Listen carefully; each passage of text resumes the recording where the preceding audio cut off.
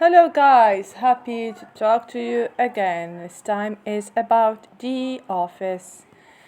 When The Office reached the end of its six-episode first season on NBC in 2005, nobody thought there would be more.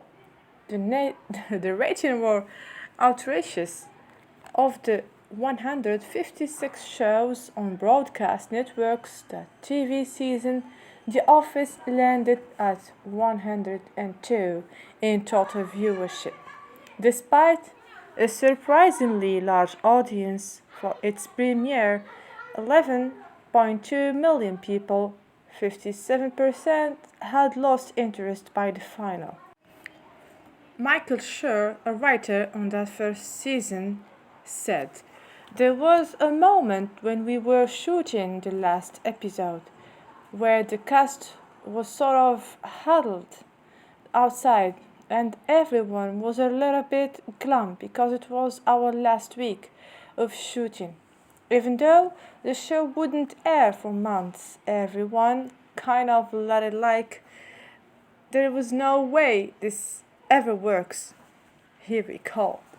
You probably know that happened next. NBC unexpectedly renewed The Office, banking on the track record of creator Greg Daniels of The Simpsons and King of Hill fame, and on Steve Carell baking out as a genuine movie stars in the 10 upcoming to the 40-year-old version. Both bets paid off. In its second season, The Office became a bona fide cult and critical hit, capping off its unlikely turnaround that year by winning the Emmy for Outstanding Comedy Series. By its sixth season, it was just a hit, period. The 11th biggest show on TV among younger viewers. Somehow, The Office has only grown in stature since it left the air in 2013. Blustered by Netflix, where the extremely limited data there is suggested that it's a massive smash. Twitter imploded when NBC Universal announced it would be pulling The Office from the service in 2021. It is, as of July 15, also available on the NBC Universal streaming service Peacock, which will become the show's exclusive home once it leaves Netflix. There are Office crafts on Etsy, there's Office merch on Amazon and in Hot Topic. Pop star Billie Eilish, a teenager, samples the show in a song on her Grammy-winning 2019 album When We All Fall Asleep. Where do we go? In the midst of the global quarantine due to COVID-19, the show starts rooted not once but twice for goofy YouTube talk shows hosted by John Krasinski, who played Jim. The show also lives on as part of the internet's lingua franca, as anybody who's ever had to say no in GIF form can tell you. But why? Most shows that become this big in reruns have at least a hint of escapism to them. Think France. This it's candy colored New York City full of attractive, presumably rich white people. Or The Simpsons sit in an animated world. The Office is a little gray and drab, a little like being devoured whole by a week of Mondays. Damn.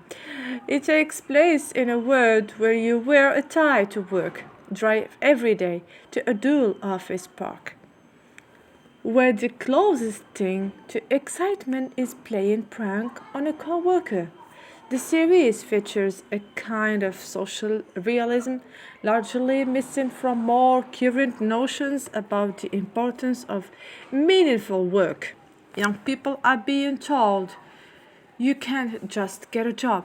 You have to find a job that fulfills you, that you are passionate about, said Amy Walton, a professor emeritus of sociology who taught at Washington State University and published exclusively in American Work Life. There's a lot of pressure on people to invest in themselves and work at something that expresses their values. But it's really hard to find that. This contrast makes The Office feel like it takes place in a weirdy, bygone era where our lives are not our jobs and our jobs are not our passion. The series even takes place in Scranton, Pennsylvania, a small city in the middle of the country, exactly the sort of place hollowed out by recession and corporate restructuring in this 21st century. For these reasons and more, The Office is hardly the show you'd expect to win over the masses. Really, the only similarly dull comedy to see such massive success in its afterlife is Cheers, and that at least took place where everybody knows your name. But what's remarkable about The Office is not only that it's so beloved, but that it seems to be popular with just about everyone. Teens who will most likely never work at a paper company love it.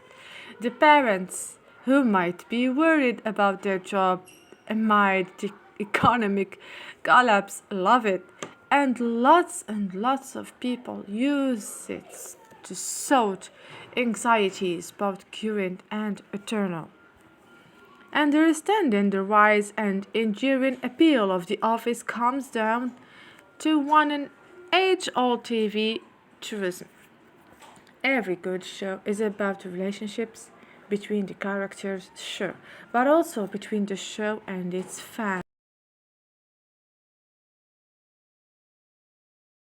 To some of The Office, I can say that a lot of situations I don't understand. I can still laugh at it, but whenever they are having an argument or the way that they figure out a situation or a problem, they kind of do act like kids in a way because they're all kind of immature, which reminds me of school times. So maybe that's the key of their success. I don't know, but that was pretty much everything about The Office. I hope you enjoy watching it. It's a blast. Trust me, you have to give it a try. And see you next video. Don't forget to subscribe.